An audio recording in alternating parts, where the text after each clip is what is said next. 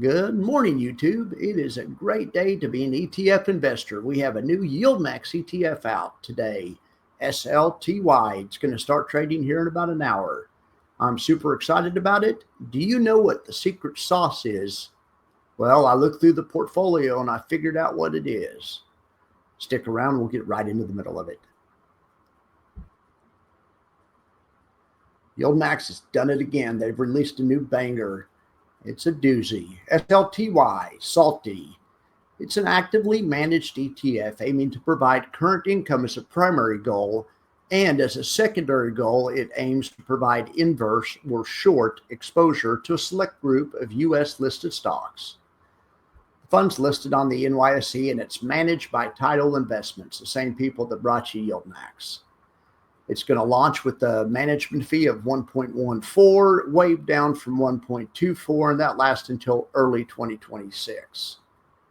A core feature of this ETF is going to be portfolio turnover. It's going to be very actively managed, and they're going to run a bunch of stocks in and out of here. All right, this thing is going to be constructed kind of similar to its brother fund, which I'm going to call ALTY. Now, this is not a direct inverse of ULTY. In other words, they aren't going to short the stocks that ULTY is long, but they're going to choose 15 to 30, at least 5, but 15 to 30. Today it's 15 short stocks at any given time. There's only one stock that's in both portfolios. It's in the long portfolio, which is ULTY, and that's MARA. And MARA is also included in SLTY, which is trying to provide indirect exposure. Other than that, the rest of the stocks are separate.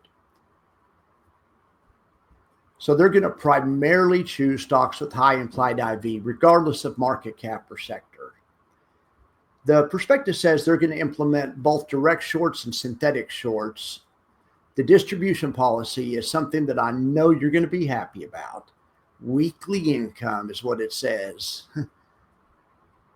All right, the income is going to primarily come from selling options. It's similar to ULTY. They could also get some income from short-term treasuries, although I didn't see any short-term treasuries in this initial build of the fund. The distributions are going to be variable, just like they are in ULTY, and they're going to probably include return of capital. All right, so the risk of this fund is extensive. There's a lot of it. First of all, shorting stocks is risky, and you're going to have short stock risk. You're also going to have derivative risk and option position risk, market risk, sector risk, liquidity risk, portfolio turnover risk, fund-specific structural risk, whatever that means. So being a non-diversified and actively managed fund means higher volatility and concentration risk compared to traditional ETFs. The secret sauce is in the option strategies. So SLTY, this distinguishing feature is its complex and flexible use of option strategies as the primary tool for income and for creating synthetic inverse exposure. So here's the detailed breakdown from the prospectus. So synthetic short exposure is the first thing they mentioned. So to achieve short or inverse exposure, the fund may directly short stocks by borrowing and selling the stocks outright, selling them short. In other words, selling something they don't already own. So just making an outright bearish bet on a stock.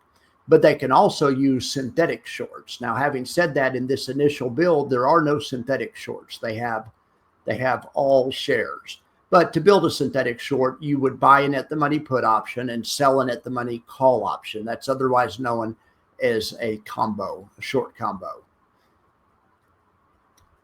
Okay, like I said, the income is going to be generated through options, and they're going to have multiple layers of option writing strategies on top of these short positions or synthetic shorts to maximize premium income. That's the whole idea. Covered put writing. This is where they're going to derive most of their income. Is from the covered put. A covered put is a short put, a put that you sell. If the stock falls, which is what they're betting on because they're short, the fund will make money up until the strike price of the short put. Once the stock's price falls under the strike price of the short put, no additional gains can be made. They'll be capped out. If the stock rises or stays flat, the short put expires worthless and the premium is retained by the fund. And that premium from the short put is primarily what they're going to pay the distribution with. Now, this is not even in the prospectus, but this is based on their initial build and my own observation and also my conversations with Jay Pestruccelli. I've spoken with him about this fund several times over the past year. These guys are using what's called a reverse collar. In other words, they have short stock plus a short put and a long call. It's a three-legged strategy. Stock plus two option legs. The long out of the money call, so they're going to buy a call above the current strike price above the current stock price of the market. The strike of the call is going to be higher than the stock's price. And I'm going to show you an example of that in a second, and it's going to be more tangible, hopefully. But that out of the money call is going to serve to cap the max loss, and that's a very important part of this strategy. That's also what makes it a collar, or what makes it a reverse collar. Remember, SLTY's core position is shorting stocks. Shorting stocks is risky, especially in bull markets. Think about this. Wonder if one of the stocks in the portfolio, wonder if, say, Lululemon or whatever, say Mara. Wonder if Mara, which is in the portfolio, and then after hours, Mara announces that it's going to be included in the S&P 500 or going to be included in the NASDAQ. And I'm assuming it isn't already, and I'm not sure. I don't think it is. But if that happened, Mara's stock would moon. I mean, it would. There's no telling how much it would be up the next day. The next morning, it would open way up. And this would create a gigantic loss for the ETF were they just doing covered puts, where they short stock and short a put. They aren't doing that. They're going to short stock, short a put, and buy a call. That call or the collar serves to cap their max damage. All right, so here's what if you guys are used to watching retire and dividends videos, he shows you option positions all the time. Here's an option position from today, and they put this on right at the close of the day in Lululemon. So what they did is they shorted 1,100 shares of Lululemon at 198.12. So that means they're betting on the price to go under 198.12. At the same time, they went out of the money to 192.50 and they shorted a put. That's the covered put. Those two legs are the covered put. To make it a collar, they also bought at the same time a 220 strike call option. Remember, the stock was trading at about 198 on the close. They bought the 220 strike call option. So should something go wrong, overnight, let's say in the morning before the market opens, Lululemon announces it's getting bought by Nike and it's up 100 points or something. Okay, well, it'll open at 298, right? Well, the fund's only going to lose up to 220. It'll have a loss between 198 and 220, which is 22 points, but it won't have the 100-point loss because of the collar.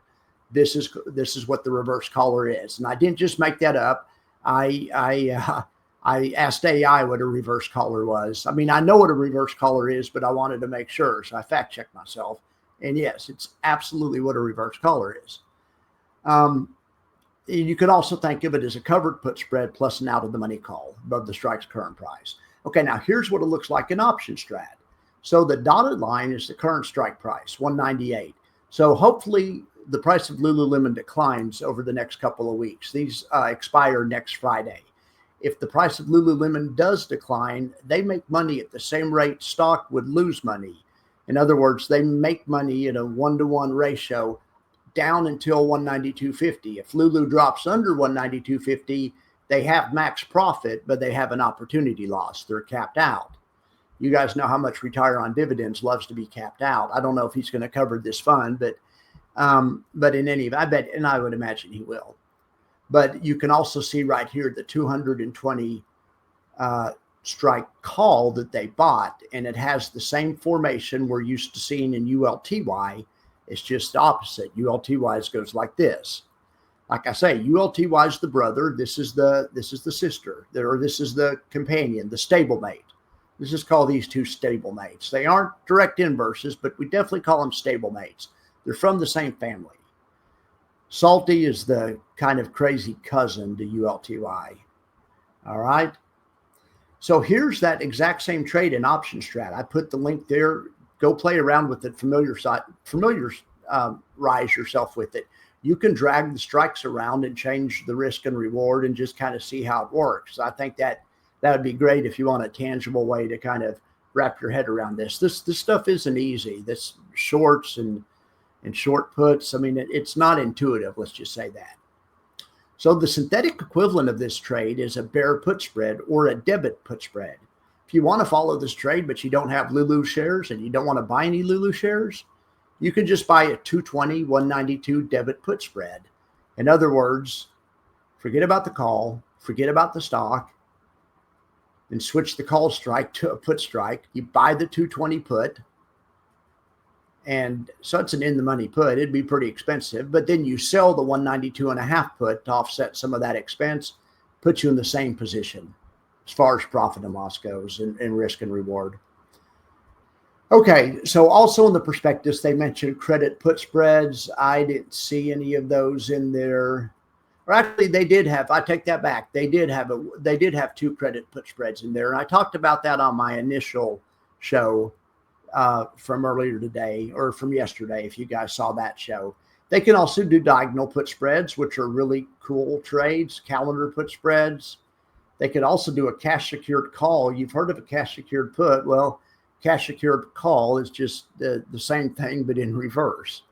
And of course, they can also use debit spreads as a supplement or as a hedge. And they can even add a long call to hedge. And that's the closest they got in the prospectus to saying what they actually do. But then the prospectus doesn't actually mention a reverse caller, but that's darn sure what it is. All right. So all of these strategies are covered. There's no nakedness, no nudity in this fund. But they're gonna manage aggressively. That's what high frequency rolling means. They talk about that in the prospectus, meaning if they have a chance to get more income or to try to get more upside, they will darn sure move the strikes around in an aggressive manner, just same way that ULTY does it. ULTY moves the strikes up when things are going well and moves the strike down when things are not going well. Well, this is going to be the opposite. When things are going well for this fund, they're going to move that put strike down. As the market goes down, they'll roll it down. If things go bad, they might have to do the opposite. Hopefully that won't happen, but you never know. All right. And of course, just like all of these funds, the distributions are paid lots of times as return of capital, but also they're paid, the distributions are paid out of the NAV. So once a week, you're going to wake up, and if they pay a 50 cents distribution, your NAV is going to be 50 cents lower, but you're going to have 50 cents times however many shares you have in your Tasty Trade account probably the next day. All right, who's this fund for? SLTY is designed for sophisticated but income-seeking investors. So it's especially the income-seeking. You don't have to be that sophisticated for this fund, but it's for people that are looking for income. It's also for people that want to profit from a market, a sector, or a stock decline, and that's due to the inverse or the short exposure to the options or to the stocks. Of course, and it's also designed to harvest option premium from high IV and/or kind of weak momentum stocks. That's the idea anyway. SLTY is definitely not designed as a core portfolio holding, but rather as a tactical tool for a bearish or defensive stance, and for premium harvesters willing to accept volatility and the risk of loss. So you wouldn't use SLTY as part of a 60-40. No one's going to be 50% SPY, 30% SLTY, and 20% bonds. That's not a core holding. It's a tactical strategy.